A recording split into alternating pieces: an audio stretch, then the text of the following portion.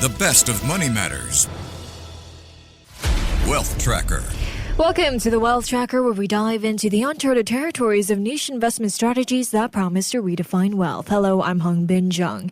Now, holding cash during times of market volatility often feels like the safest choice, offering liquidity and security when stock markets fluctuate. However, as recent analysis highlights, cash is not without its risks, particularly the erosion of purchasing power due to inflation and the opportunity cost of missing potential market rebounds. In this context, understanding the trade-offs between holding cash and investing in equities becomes crucial for navigating today's complex financial landscape. So how do investors balance the need for safety with the imperative to grow their wealth over time? What strategies can help avoid common behavioral pitfalls when markets become turbulent? And how should portfolios be adjusted to align with both short-term uncertainties and long-term financial goals? Well, to find out more, joining me now is Laurent Lequeu, who is an independent financial consultant and writer of the Macro Butler newsletter. Laurent, welcome to the show. Hi, good evening, Hongbin. It's always a pleasure to be on your show. Thank you so much for joining us, Laurent. Laurent, how do you see current inflation levels impacting the real returns of holding cash versus investing in equities? Well, investor must remember that in a sticky inflation environment, as we are experiencing today, cash lost part of its value, while if they are invested in shares of companies with pricing power, these companies are able to grow earnings and dividends in line with inflation, making such an investment a smarter hedge. Okay, well, expectations for when the Fed will cut interest rates keep getting kicked down the road. So with this outlook, Laurent, how attractive is cash compared to bonds or stocks in the current environment? Well, the global economy, including the U.S. economy, is likely drifting into a stagflation given the rising tariff environment. So investors must first recognize that bonds, especially those maturing beyond 12 months, will make for a poor store of value.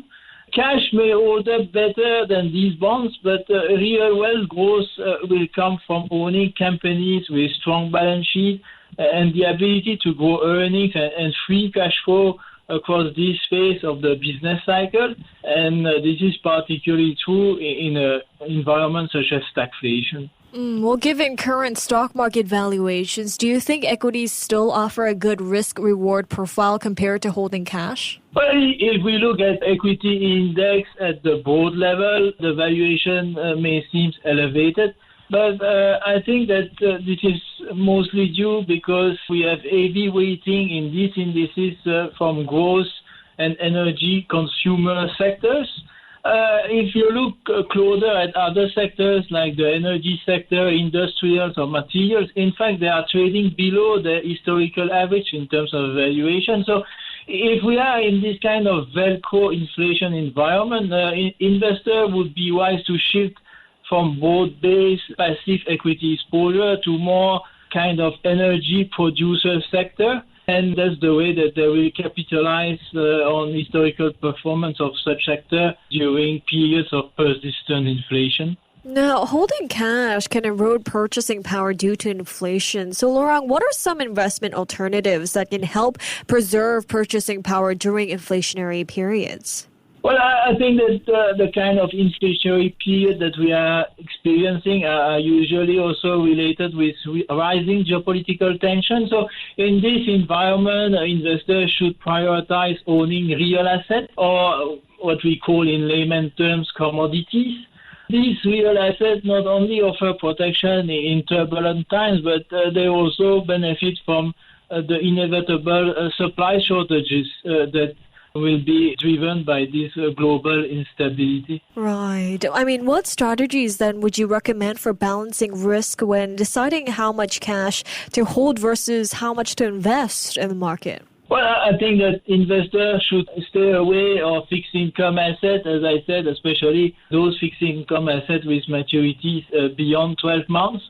And instead, they should shift their portfolio toward physical gold and other commodities. So in such an environment, a 30 to 40% allocation to gold, securely stored in private vault outside the banking system, offer one of the most effective strategies for preserving and growing wealth amid this rising inflation and also global uncertainty. Right.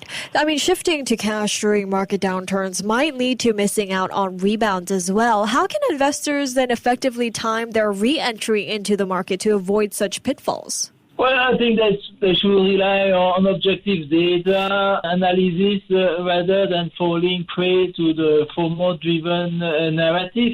And especially, this is important to avoid to be too impulsive in this kind of environment.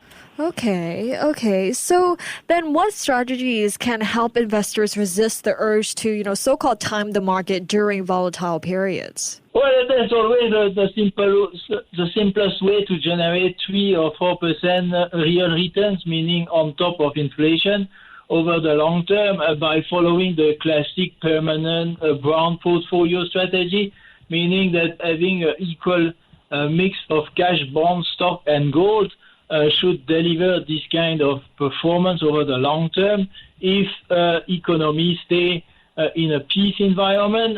When the countries are moving into a wartime environment, the playbook, in fact, narrows to only one asset, it's physical gold. Well, equities have historically outperformed cash over the long term. So given the current market volatility, how can investors maintain a long-term perspective, Laurent? And how should investors weigh the opportunity cost of holding cash during periods of market volatility or uncertainty? Well, I think equity market volatility create opportunities, especially for those active investors. For those more passive investors, in fact, they should stay focused on fundamentals over momentum and remain invested in high-quality companies best positioned to weather this heightened uncertainty will give them a decent return over time. And I mean, is there, besides equities though, what other assets do you think provide good protection against inflation, and how do they compare to holding cash? As I just mentioned before, real assets offer a stronger hedge against inflation than cash in the kind of environment we are in. But they come with a trade-off, namely there's the cost and the constraint of the physical storage and the lower liquidity compared of holding cash or equities. And is there any merit to holding cash now as a dry powder strategy to invest when market conditions improve, or is it better to stay fully invested? With no doubt, holding cash can help reduce short-term portfolio volatility, but ultimately that cash must be reinvested opportunistically. So this is a task that requires kind of a market timing skill, not commonly found among the retail investor, who tend to be much more sentiment-driven, the professional investors. So my advice, again, would be to remain almost fully invested and try to weather the storm when volatility appears. What mix of cash, stocks, and bonds would you recommend then for a moderately risk-adverse investor in today's market? Well, I guess that asset allocation between cash, stock, and bonds should reflect each investor's risk tolerance and time horizon. But as the world drifts towards a global stagflation, I think that exposure to contractual assets like bonds, at some point cash, should be reused in favor of property-based assets such as equities and physical gold. And this is backed within the framework of the permanent bond portfolio. So among the 4 asset class of the permanent bond portfolio, equities and gold should be overweight. Some great insights from you there. Thank you so much, Laurent, for joining me today. That was my pleasure, Hongbin. Thank you. That was Laurent Lequeu, independent financial consultant and writer of the Macro Butler newsletter. This has been the Wealth Tracker with me, Hongbin Jeong. Before acting on the information on Money FM, please consider if it's suitable for your own investment objectives, financial situation, and risk tolerance. To listen to more great interviews, download our podcasts at audio.sg or download the audio app. That's AWEDIO, audio at the App Store and Google Play.